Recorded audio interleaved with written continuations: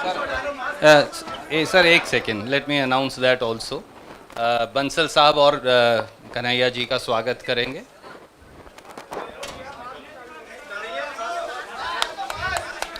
और मैं अब अनुरोध करूंगा हमारे साथी नितिन राउत जी से और उनके साथ साथ भक्ताचरण दास जी से, केसी वेणुगोपाल जी से, बंसल साहब से, कि वो जिग्नेश मेवानी जी का भी औपचारिक तौर से हमारी विचारधारा से जुड़ने के लिए, कांग्रेस की विचारधारा के साथ मिलकर कंधे से कंधा मिलाकर लड़ने के लिए स्वागत करें। भैया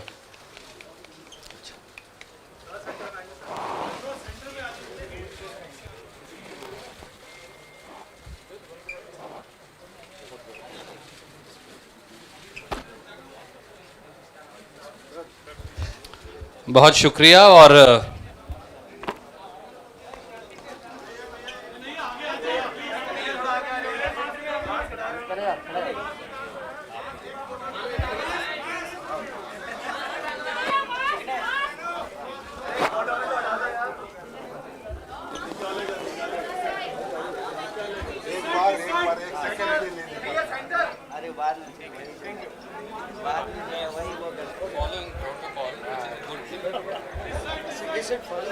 नहीं, ठीक है, बिल्कुल।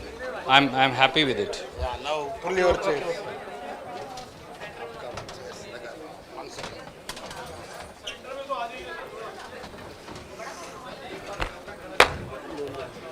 वी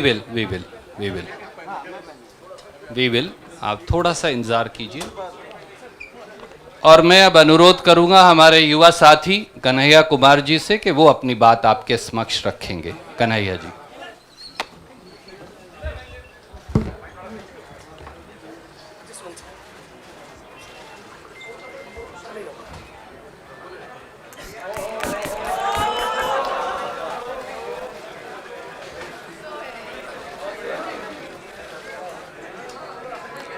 सबसे पहले इस संवाददाता सम्मेलन में आए हुए मैं अपने सभी पत्रकार साथियों का, और मैं देख रहा हूं कि कुछ ऐसे दोस्त भी हैं जगह की कमी के चलते कमरे में आ नहीं पाए हैं लेकिन सुन रहे हैं बाहर खिड़कियों से। मैं आप सबका स्वागत करता हूं। और मंच पर उपस्थित एआईसीसी ऑर्गेनाइजेशन के जनरल सेक्रेटरी वेणु जी, जनरल सेक्रेटरी सुरजेवाला जी, एससी डिपार्टमेंट के चेयरमैन नितिन राउत जी, बिहार के प्रभारी भक्तचरण दास जी, बिहार के अध्यक्ष मदन मोहन झा जी, और कांग्रेस पार्टी के ट्रेजरर पवन बंसल जी, हमारे युवा साथी और गुजरात कांग्रेस के वर्किंग प्रेसिडेंट भाई हार्दिक पटेल जी, और हमारे आंदोलन में कदम से कदम मिलाकर हर घड़ी हमारा साथ देने वाले हमारे साथी बडगाम से निर्दलीय विधायक साथी जिग्नेश मेवानी जी, मैं आप सबका आभार व्यक्त करता हूं। और मैं अपने पत्रकार साथियों से कुछ चीज़ों को लेकर मुखातिब हूं। उससे पहले आज ये एक ऐतिहासिक दिन है। आज शहीद आज़म भगत सिंह की जयंती है। लोग शहीद होते हैं, भगत सिंह शहीद आज़म हैं। शहीद आज़म इसलिए हैं कि आज हम लोग जहां माल्यार्पण करने के लिए गए थे, शहीद पार्क, वो शहीद पार्क एक ऐतिहासिक पार्क है। वो हिस्सा है फिरोज शाह कोटला फोर्ट का, जहां पर चंद्रशेखर आज़ाद जी की अध्यक्षता में हिंदुस्तान रिपब्लिकन आर्मी की गुप्त मीटिंग हो रही थी। अंग्रेज़ों के ज़माने में क्रांतिकारी छुपकर मीटिंग किया करते थे। नौजवान तरुण भगत सिंह एक प्रपोजल लेकर के आए कि हिंदुस्तान रिपब्लिकन आर्मी का नाम अब हिंदुस्तान सोशलिस्ट रिपब्लिकन आर्मी होना चाहिए। यह ऐतिहासिक क्षण, वो ऐतिहासिक भूमि और हमारे युवाओं के आइकन शहीद आज़म भगत सिंह को हम अपना नमन प्रस्तुत करते हैं। आज एक दुखद घटना भी हमारे ज़िले में हुई है। वज्रपात के चलते 2 बच्चियों का निधन हो गया है। मैं इस मंच से उनके प्रति शोक व्यक्त करता हूं और उनके परिवार के प्रति अपनी संवेदना व्यक्त करता हूं। दोस्तों, मुझे लगता है कि बहुत कुछ कहने की ज़रूरत नहीं है। आजकल सूचना क्रांति के इस दौर में हमसे ज़्यादा मालूम हमारे पत्रकार साथियों को होता है। तो बेहतर ये होगा कि आप सवाल पूछें, मैं आपका जवाब दूं। लेकिन आप सवाल कहाँ से पूछेंगे और आपके मन में कौन से सवाल चल रहे हैं, इसका थोड़ा सा अंदेशा है, मुझे थोड़ा अंदाज़ा भी है। सबसे पहले मैं आपको बधाई देना चाहता हूँ कि आपने पत्रकारिता की उस मिसाल को जिंदा रखा है कि कम से कम विपक्ष से तो सवाल करते हैं ना, ताकि इस देश को याद रहे कि पत्रकारों का काम है सवाल पूछना। तो मैं आपके हर सवाल का जवाब दूंगा। जितना सवाल आप पूछना चाहते हैं पूछिएगा, बारी बारी से पूछिएगा, सारे सवालों का जवाब दूंगा। बस एक सवाल का जवाब जो मुझे लगता है कि आप सबके मन में होगा कि आप कांग्रेस पार्टी क्यों ज्वाइन किए हैं, उस सवाल का जवाब दे करके मैं हमारे जो अध्यक्ष हैं उनकी तरफ मुखातिब होऊंगा, माइक उनको समर्पित करूंगा। मैं कांग्रेस पार्टी इसलिए ज्वाइन कर रहा हूं कि मुझे ये महसूस होता है कि इस देश में कुछ लोग, वो सिर्फ लोग नहीं हैं, वो एक सोच है। वो इस देश की सत्ता पे ना सिर्फ काबिज हुए हैं, इस देश की चिंतन परंपरा, संस्कृति, इसका मूल्य, इसका इतिहास, इसका वर्तमान और इसका भविष्य खराब करने की कोशिश कर रहे हैं। वो जो सोच है, उस सोच के बारे में आप अपने आप समझ जाएंगे, क्योंकि कहीं मैंने पढ़ा था कि आप अपने दुश्मन का चुनाव कीजिए, अपने विपक्ष का चुनाव कीजिए, दोस्त अपने आप बन जाएंगे। तो हमने ये चुनाव किया है। हम इस देश की सबसे पुरानी पार्टी, सबसे लोकतांत्रिक पार्टी, मैं जोर दे करके बोल रहा हूं लोकतांत्रिक पार्टी, ताकि आप लोग परिवारवाद पे सवाल जरूर कीजिएगा। लोकतांत्रिक पार्टी में हम इसलिए शामिल होना चाहते हैं कि हमको लगता है, और सिर्फ हमको नहीं लगता है, इस देश के लाखों करोड़ों नौजवानों को ये लगने लगा है कि अगर कांग्रेस नहीं बचा तो देश नहीं बचेगा। और ये बात मैं आपको स्पष्ट कर देता हूं, देश में प्रधानमंत्री अब भी हैं, देश में प्रधानमंत्री इससे पहले भी थे, देश में आगे भी प्रधानमंत्री होते रहेंगे। लेकिन आज जब हम लोग श्री राहुल गांधी जी के उपस्थिति में फॉर्मली कांग्रेस पार्टी का फॉर्म भर रहे थे, तो साथी जिग्नेश ने संविधान की कॉपी दी और हमने उनको भगत सिंह, गांधी और अंबेडकर की तस्वीर प्रस्तुत किया, क्योंकि हमारा ये मानना है कि आज इस देश को भगत सिंह की वीरता की जरूरत है, भगत सिंह के साहस की जरूरत है। आज इस देश को अंबेडकर की समानता की जरूरत है, और आज इस देश को गांधी की एकता की जरूरत है।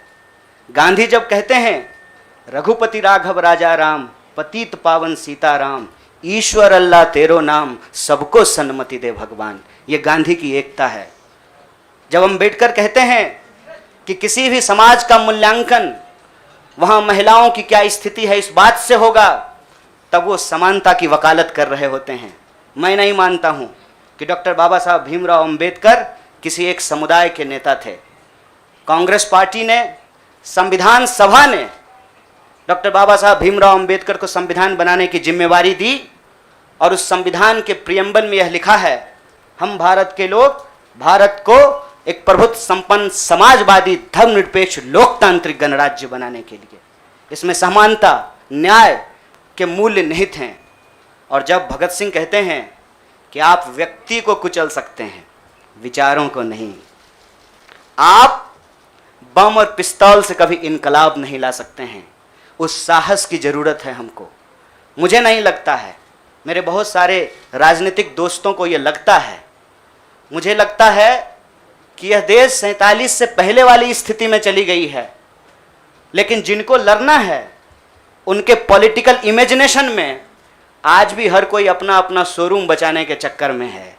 रे भाई, मॉल में आग लग गया है, दुकान बचाओगे? बस्ती में जब आग लग जाती है ना, बेडरूम की चिंता नहीं करनी चाहिए। आज हम इस मुहाने पे खड़े हैं कि इस देश के भीतर भारतीय होने की जो पहचान है, जिसमें बुद्ध निहित हैं, जिसमें कबीर निहित हैं, जिसमें नानक निहित हैं, जिसमें हर बार हर दौर में सत्ता से सवाल पूछने का साहस होता है, उस भारतीय चिंतन परंपरा को बचाने की ज़रूरत है। इसीलिए हम कांग्रेस पार्टी में शामिल हुए हैं कि कांग्रेस पार्टी वो पार्टी है जो गांधी की विरासत को लेकर के आगे चलेगा। कांग्रेस पार्टी वो पार्टी है जो सरोजनी नायडू के विचारों को लेकर के चलेगा। कांग्रेस पार्टी वो पार्टी है जो अम्बेडकर, नेहरू, अशफाक उल्लाह खान, शहीद आजम भगत सिंह और मौलाना अबुल कलाम आज़ाद के रास्तों पे चलेगा। हम जब भी समानता और बराबरी की बात करते हैं, यह कुछ व्यक्तियों तक सीमित नहीं है, ये भारतीय होने का इतिहास है। और इस भारतीय होने के इतिहास को अपने आप में यदि कोई समेटे हुए है तो देश की सबसे पुरानी पार्टी है। और जो लोग कह रहे हैं विपक्ष कमज़ोर हो गया है, यह सिर्फ विपक्ष के लिए चिंता की बात नहीं है। ये मैं नहीं कह रहा हूँ, कोई शास्त्र, कोई किताब उठा करके देख लीजिए। जब विपक्ष कमज़ोर हो जाता है, सत्ता तानाशाही रुख अख्तियार कर लेती है। इसीलिए देश की सबसे बड़ी विपक्षी पार्टी, मैं कोई गुनागणित नहीं कर रहा हूँ, लेकिन मुझे यह बात सीधे तौर पे समझ में आ रही है कि देश के लोकसभा में 545 सीट हैं, 200 लगभग सीट ऐसे हैं जहां भाजपा के सामने कांग्रेस के अलावे कोई विकल्प नहीं है। मैं ये नहीं कह रहा हूं कि मेरी जिम्मेवारी सिर्फ एक पार्टी के लिए है, लेकिन जो पार्टी सबसे बड़ी पार्टी है, सबसे बड़ी विपक्षी पार्टी है, उस पार्टी को अगर नहीं बचाया गया, अगर बड़े जहाज को नहीं बचाया गया, छोटी छोटी कश्तियां भी नहीं बचेगी। इसीलिए, और मैं जब यहाँ बैठा हुआ हूँ, मेरे इतिहास को, मेरे वर्तमान को लोग देख रहे हैं। बहुत सारे सवाल हैं, वो आएंगे, उनका जवाब मैं दूंगा। लेकिन यह जो ऐतिहासिक जिम्मेवारी है, उस जिम्मेवारी से मैं अपना मुंह नहीं मोड़ सकता हूँ। मैं जहाँ पैदा हुआ, जिस पार्टी में पला बढ़ा, उसके प्रति मैं आभार व्यक्त करता हूँ। उसने मुझे सिखाया, पढ़ाया, लड़ने का जज्बा दिया है। लेकिन उस पार्टी के साथ साथ मैं उन लाखों करोड़ों लोगों को भी धन्यवाद देना चाहता हूं जो किसी पार्टी से जुड़े हुए नहीं थे। अपने स्कूल के व्हाट्सएप ग्रुप में जब हम लोगों के ऊपर अनावश्यक आरोप मढ़े जाते हैं तो अपने दोस्तों से लड़ रहे थे, अपने घरों में डिनर टेबल पर लड़ रहे थे। लोगों की दोस्तियां टूट गई हम लोगों के आंदोलन के समर्थन में, और मैं मजाक नहीं कर रहा हूं, लोगों के डिवोर्स तक हो गए। ये जो देश में एक वैचारिक संघर्ष छिड़ा है, उस वैचारिक संघर्ष को कांग्रेस पार्टी ही नेतृत्व दे सकती है, यह हमारा भरोसा है। और मैं ये उम्मीद करता हूं कि हमारे देश के जो लाखों करोड़ों नौजवान आपके माध्यम से सुन रहे हैं, उनसे भी मैं आग्रह कहता हूं, दीवार पर बैठकर टुकुर टुकुर मुंह ताकने का वक्त नहीं है। ये अर्जेंसी का टाइम है, और इस अर्जेंसी के टाइम पे दीवार पे बैठ करके दायां जाएं कि बायां जाएं, ये मत सोचिए। जब आप जंग में होते हैं तो आपके पास जो अवेलेबल चीज़ें होती हैं, आप उससे मुकाबला करने की कोशिश करते हैं।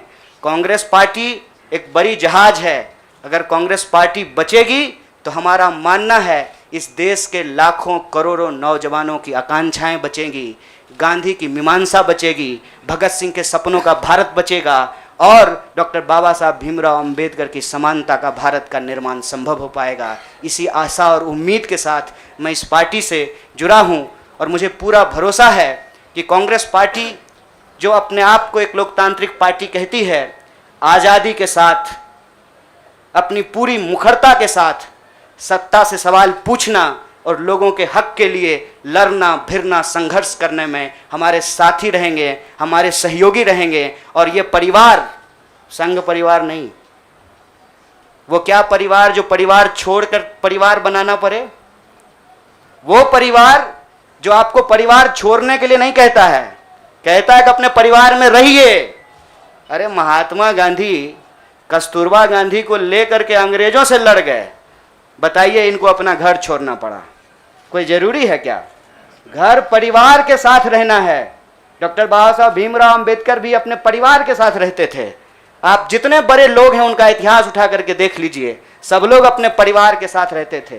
वो परिवार छोड़ करके बनने वाला परिवार नहीं।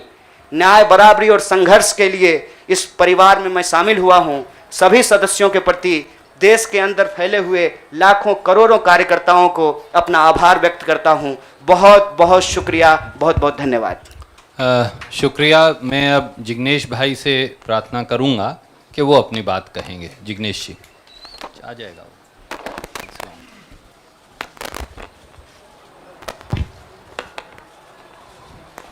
धन्यवाद। सबसे पहले तो केसी वेणुगोपाल साहब, सुरजेवाला जी, नितिन राउत साहब, पवन बंसल जी, भक्तचरण दास जी, साथी हार्दिक कन्हैया और दूसरे पार्टी के मंच पर विराजमान सभी सीनियर लीडर्स, आप तमाम पत्रकार साथी और वो तमाम साथी जो हमको आज मिलने के लिए हमारे समर्थन में आए हैं, गुजरात के विभिन्न कोनों से और पूरे देश भर में से, उन सभी का मैं स्वागत करता हूं। साथियों, जो कहानी गुजरात से शुरू हुई, उस कहानी ने पिछले 6-7 साल में इस मुल्क में क्या उत्पात मचाया है, वो अब आपके हमारे सबके सामने है। एज अ नेशन, एक राष्ट्र के तौर पर हम एक अनप्रेसिडेंटेड, अभूतपूर्व क्राइसिस से गुजर रहे हैं। ऐसा संकट इस मुल्क ने पहले कभी नहीं देखा। हमारे संविधान पर हमला है, दिल्ली की सड़कों पर संविधान की कॉपी को जलाया जाता है, हमारे आइडिया ऑफ इंडिया पर हमला है, हमारे देश के लोकतंत्र के ऊपर हमला है। आज भाई भाई एक दूसरे का दुश्मन बन जाए, उतना जहर, नफरत एक सोची समझी साजिश के तहत दिल्ली और नागपुर साथ में मिलकर फैला रहे हैं। इस परिस्थिति में एक पॉलिटिशियन के तौर पे नहीं, बतौर एक भारतीय नागरिक, मैं अपने आप को ये जब सवाल पूछता हूं कि मेरा फंडामेंटल फॉरमोस्ट रिस्पॉन्सिबिलिटी, ड्यूटी क्या होना चाहिए, तो अंदर से जवाब यही आता है, कुछ भी करके इस मुल्क के संविधान, लोकतंत्र और आइडिया ऑफ इंडिया को बचाना चाहिए। और यदि उसको बचाना है तो मुझे उनके साथ खड़े रहना है जिसने स्वतंत्रता के आंदोलन में न केवल कंट्रीब्यूट किया है, उसको लीड किया है, अंग्रेजों को यहां से खदेड़ कर दिखाया है। और इसीलिए आज मैं इंडियन नेशनल कांग्रेस की इस मंच पर आपके साथ खड़ा हूं। एक टेक्निकल कारण के चलते मैं फॉर्मली पार्टी इसलिए ज्वाइन नहीं कर सकता क्योंकि मैं एक निर्दलीय विधायक हूं। If I join a party, I may not continue as an MLA। मेरी पार्टी के सीनियर लीडर से बात हुई, मेरे मतक्षेत्र के साथियों से बात हुई, अपने आप से बात हुई, राहुल जी से बात हुई, तो मुझे लगा कि मैं इस विचार के साथ हूं ना, ये सबसे प्रमुख बात है। मैं इस मुहिम, मिशन और इस संघर्ष के साथ हूं, ये सबसे महत्वपूर्ण बात है। बाकी की फॉर्मेलिटी तो आने वाले महीनों में भी हो जाएगी। और राहुल जी ने भी कहा कि वो जो पर्चा भर के सदस्य लेने की बात है वो तो कल भी कर लेना, अभी अपने मत क्षेत्र के लोगों के साथ खड़े रहो। तो मैं फॉर्मली नहीं लेकिन इस विचार के साथ आज जुड़ चुका हूं और 22 का चुनाव में कांग्रेस के सिंबल से ही लड़ूंगा, उसके सारे कैंपेन्स का हिस्सा रहूंगा। और गुजरात के संदर्भ में आज साथी हार्दिक हमारे बीच में मौजूद है, तब कहना चाहता हूं कि आज राष्ट्रीय स्तर पे जो हो रहा है वो सब कुछ हम लोग गुजरात में देख चुके हैं, झेल चुके हैं। आप सभी पत्रकार साथियों के बीच में बड़ी चिंता के साथ ये कहना चाहता हूं, हमारी पार्टी ने इस मुद्दे को उठाया है कि 3000 किलो का ड्रग्स 15-20 लाख बेरोजगार युवा को नशे की चुंगाल में फंसाने के लिए अदानी के एयरपोर्ट पर उतर रहा है। आज जब महंगाई और बेरोजगारी उसके चरम सीमा पर है, तब गुजरात और देश के बेरोजगार युवाओं को रोजगार देने के बजाय ये फांसीवादी ताकतें चाहती है कि रोजगार तो ना मिले, उनको नशे के हवाले में झोंक दिया जाए। तो इन सारी परिस्थितियों में यदि बाबा साहब अंबेडकर के संविधान को बचाना है, हमारे आइडिया ऑफ इंडिया को बचाना है, भगत सिंह को जब मुकदमे की कार्यवाही के दौरान पूछा गया कि क्रांति क्या है, तब शहीद आजम ने कहा था कि क्रांति से हमारा मतलब है किसानों और मजदूरों के हाथ में सत्ता। माननीय प्रधानमंत्री जब अमेरिका से वापस आते हैं तो भाई विस्टा का काम ठीक ठाक चल रहा है ना, नई पार्लियामेंट का, वो देखने के लिए जाते हैं, किसान को मिलने के लिए नहीं जाते। तो किसान हो, मजदूर हो, दलित हो, आदिवासी हो, महिलाएं हो, सबके ऊपर एक जो अनप्रेसिडेंटेड हमला है, इसको रोकने के लिए मैं भारत की जनता को, भारत के 21 करोड़ दलितों को और सारे लाखों करोड़ों युवाओं को अपील करता हूं, सेंस ऑफ अर्जेंसी के साथ अभी वक्त नहीं है, कूद पड़िए, एक नया आंदोलन छिड़ने वाला है। स्वतंत्रता के आंदोलन की जो रौनक थी, वो जो चार्म था, वो जो माहौल था, हमको वो क्रिएट करना पड़ेगा। यहां पर तमाम वो लोग जो सचमुच मानते कि देश को बचाना है, उन सभी को हम अपील करते हैं कि इस प्लेटफॉर्म के साथ जुड़िए। ये एक मिशन है और इसको मिशन की तरह लीजिए। और मुझे पूरी उम्मीद है, जैसे कि साथी कन्हैया ने बचाया, कि डेमोक्रेसी के हमारे इस मुल्क में बहुत डीप रूट्स है, पार्टी के भी डीप रूट्स है। तो साथ में मिलकर हम लोग लड़ेंगे, संघर्ष करेंगे और इस मुल्क को बचा पाएंगे। आप तमाम साथियों का मैं दोबारा स्वागत करता हूं और दोबारा इस प्लेटफॉर्म के माध्यम से पूरे देश की जनता को अपील करता हूं, सेंस ऑफ अर्जेंसी के साथ तुरंत जुड़िए। एक बहुत जबरदस्त माहौल हम लोगों को खड़ा करना चाहिए। मैं साथी हार्दिक, कन्हैया और दूसरे यंगस्टर्स के साथ पूरे देश में हम लोग जाएंगे और हजारों लाखों युवा इस प्लेटफॉर्म में जुड़े, आईएनसी के साथ जुड़े, कांग्रेस पक्ष के साथ जुड़े, इसके लिए लग जाएंगे। आप तमाम साथियों का शुक्रिया। अभी आप एक मेरे मित्र ने कुछ बात कही थी, मैंने सोचा मेरी तो मानते नहीं, शायद छोटे की मान लें। All right, then we will go to somebody who, yes ma'am, we'll begin with you. मेरा सवाल कन्हैया आपसे है। आपने कहा कि आप कांग्रेस पार्टी इसलिए ज्वाइन कर रहे हैं क्योंकि कहीं ना कहीं आपको लगता है कि कांग्रेस खतरे में है, कांग्रेस को बचाना जरूरी है। जैसे आपने कहा कि कांग्रेस बड़ा शिप है और अगर छोटे शिप, अगर ये डूब गया तो बाकी भी डूब जाएंगे। तो आपको लग रहा है you come here as a saviour to Congress. Madam ji बुरा मत मानिएगा, लगता है कि सवाल आप पहले ही सोच लिए थे। मैंने ये नहीं कहा था कि कांग्रेस खतरे में है, हमने कहा देश खतरे में है, लोकतंत्र खतरे में है, आइडिया ऑफ इंडिया खतरे में है। आपने वो वीडियो देखा क्या, लाश के ऊपर डांस देखा ना, दिल पसीज गया होगा आपका। आपको नहीं लगा कि मैं इसके लिए कुछ कर पाऊँ, कुछ भी कर जाऊँ जो मैं कर सकती हूँ। आप जब सुनती होंगी कि बलात्कार हो गया है किसी महिला के साथ, आपका गुस्से से जो है ना पूरा शरीर कांप जाता होगा। देश खतरे में है। पार्टियां तो बनती रहेंगी, पार्टियों की कोई कमी है क्या? हर शाम पार्टी होती है इस देश में। पार्टी नहीं बचाना है, देश बचाना है। और देश बचाने की मुहिम में जो पार्टी रहेगी वो पार्टी भी बचेगी। और मुझे इस बात को कहने में कोई दो राय नहीं है। मैंने जितना इतिहास पढ़ा है अभी तक का एनसीईआरटी में जो लिखा हुआ है, अब अगले बार 2024 में क्या लिखा जाएगा नहीं पता, उसमें तो यही है कि देश को आज़ादी जो है वो महात्मा गांधी ने, सुभाष चंद्र बोस ने, सरदार वल्लभ भाई पटेल ने, क्या भाई हार्दिक, इन लोगों ने ही दिलाया ना। यही लोग लड़े थे। जो माफ़ी मांगे वो वीर हो गए। आप सोचिएगा इसको। जो गोडसे को भगवान मानते हैं वो भाषण दे रहे हैं अमेरिका में जाकर के गांधी के ऊपर। हमारे गांव में एक गाना आता था, गांधी जी के भजन करे गांधी के हत्यारा। कितना अजीब लगता होगा आपको। देखिएगा वो फोटो जब हमारे देश के प्रधानमंत्री गांधी पे माल्यार्पण करते हैं। जीवन भर शाखाओं में कसम लिए होंगे कि गोडसे के सपनों का देश बनाएंगे और गांधी पे माला चढ़ा रहे हैं। See, I am not here to save the party, please, I am respecting you as a citizen, you can respect my right.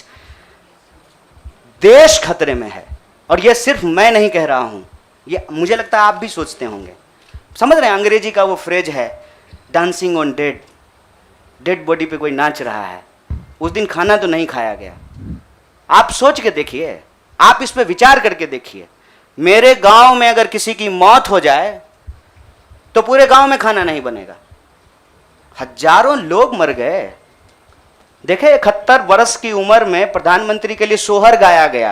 नया बच्चा जब पैदा होता है ना तो पूर्वांचल में सोहर गाते हैं लोग। प्रधानमंत्री बूढ़े हो गए हैं, उनके लिए सोहर गाया जा रहा है। तब जब अभी तुरंत लाखों लोगों की जान चली गई, ऑक्सीजन नहीं मिल रहा था, अस्पताल में बेड नहीं मिल रहे थे। आप में से कोई भी ऐसा इंसान है जिसके कोई जानने वाले नहीं मरे हो इसमें, इस क्राइसिस में? इतना बड़ा क्राइसिस जिसके देश में हुआ हो अभी तुरंत, वो अपने जन्मदिन का जश्न मनाएगा? ये भोंडापन है। इस संस्कृति को बचाने की जरूरत है और इस संस्कृति को बचाने के लिए मुझे लगता है कि कांग्रेस पार्टी में क्षमता मौजूद है। लोगों को यह बात पसंद हो या ना पसंद हो, हकीकत यह है कि पार्लियामेंट में सबसे बड़ी पार्टी कांग्रेस पार्टी है। इसीलिए इस पार्टी को यह जिम्मेवारी लेनी पड़ेगी और उस जिम्मेवारी को संभालने के लिए मैं यहां आया हूं। Thank you news nation. I'll come to you.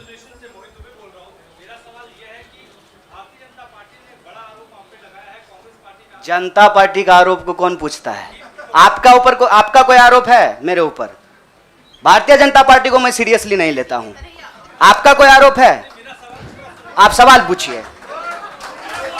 साहब, जो साथी पीछे खड़े हैं, थोड़ा आप शांति का दान दीजिए प्लीज। अरे भैया प्लीज, दुबे जी आप पूछिए please. Ask your question quickly.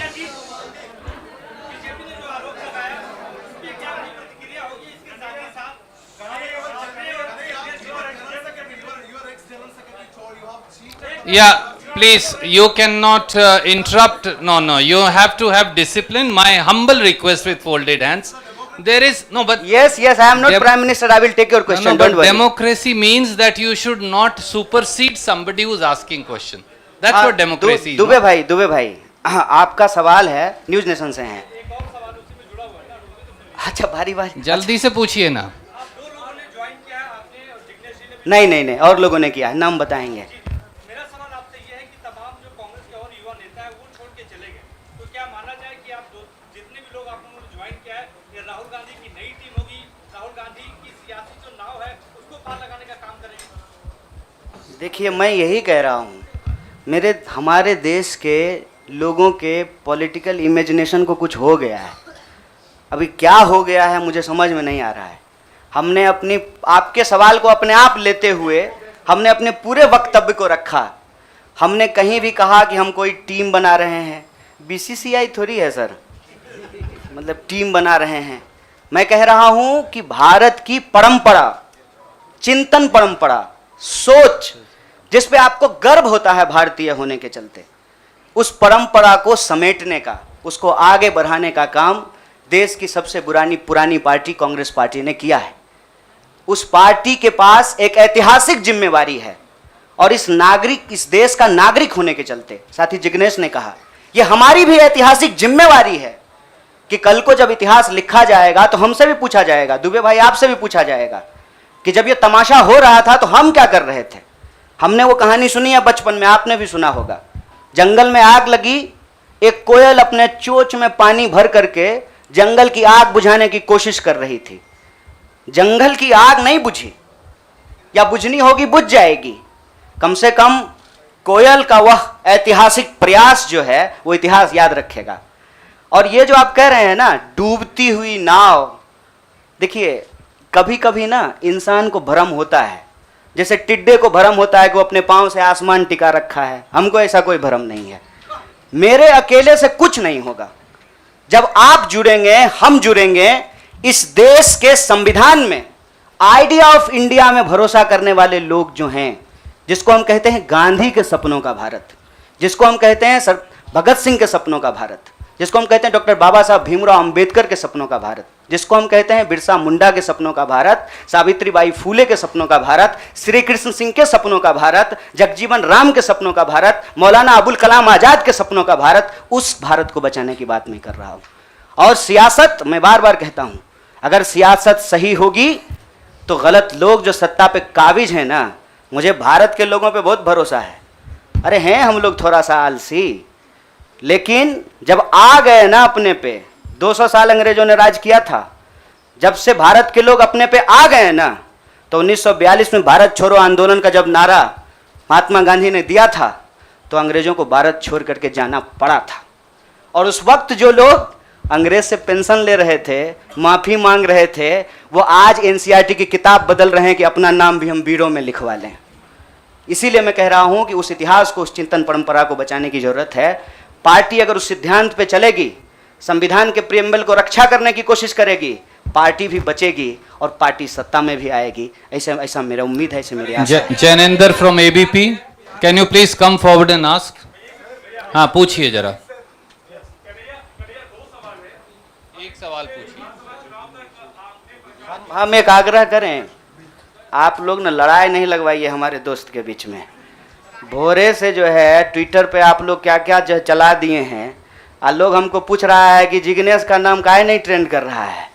मैं आपसे आग्रह कर रहा हूँ, हम ना अलग अलग लोग नहीं हैं, यह मंच आपस में बटा हुआ नहीं है। तो सवाल जो है सारा तोप का गोला जो है हमारे तरफ ही नहीं हो, मंच के तरफ मुखातिब हो, मैं भी जवाब दे दूंगा। Yes, Jainendra ji please ask your question.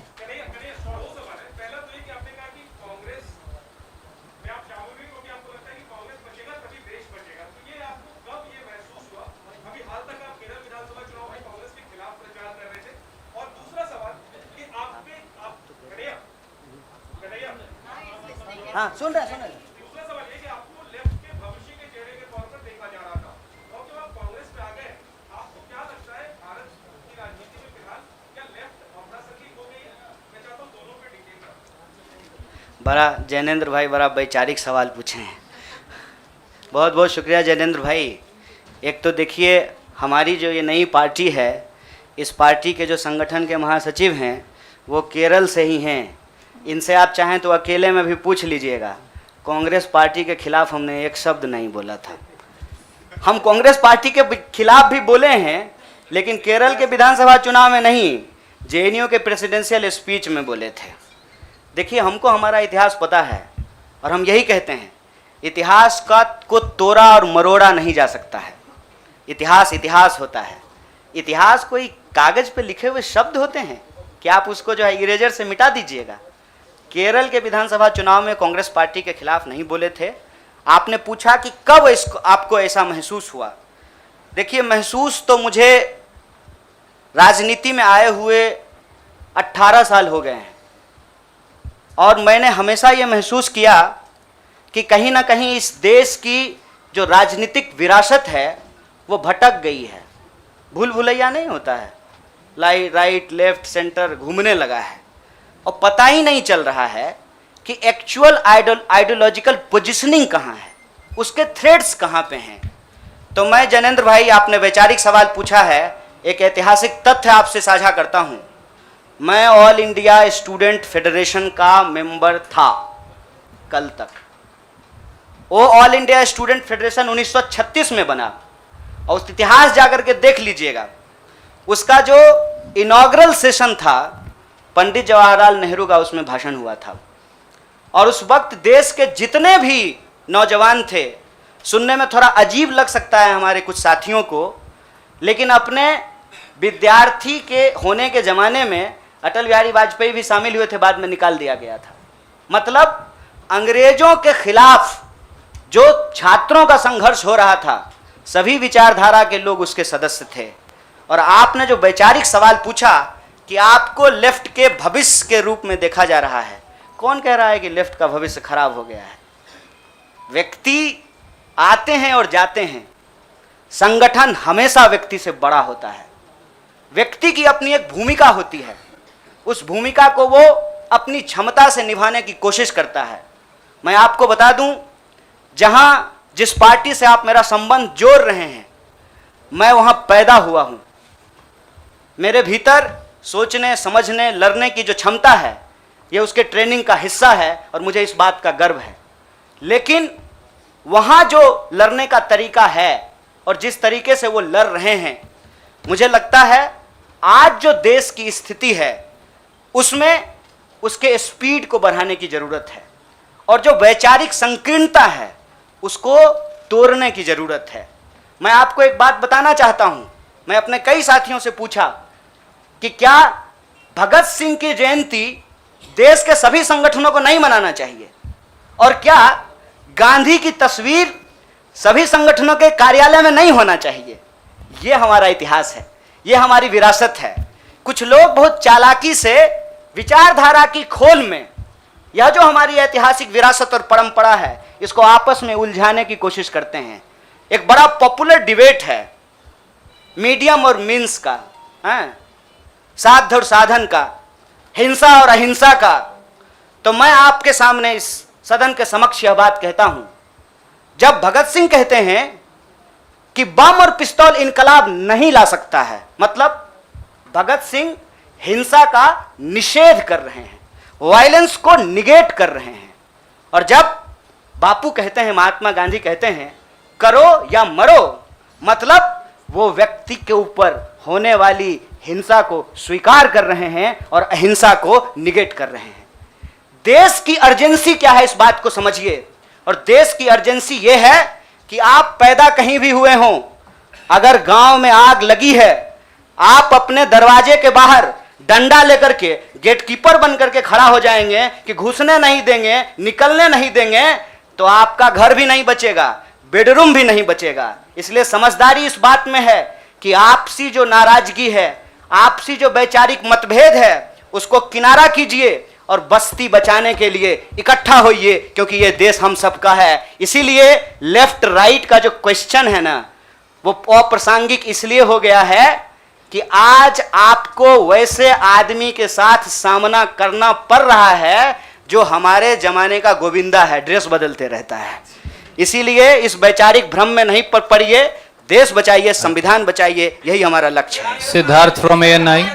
Siddharth please go ahead and ask. Siddharth सवाल पूछिए प्लीज। जिग्नेश जी जवाब देंगे।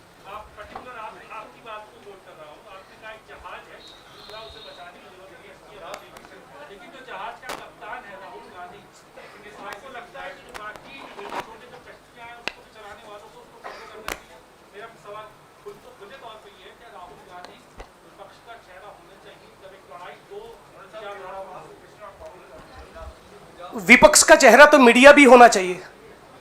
विपक्ष का चेहरा वो तमाम लोग होना चाहिए जो आइडिया ऑफ इंडिया और इंडियन कॉन्स्टिट्यूशन में बिलीव करता है, उसको प्रोटेक्ट करना चाहते हैं। पीरियड।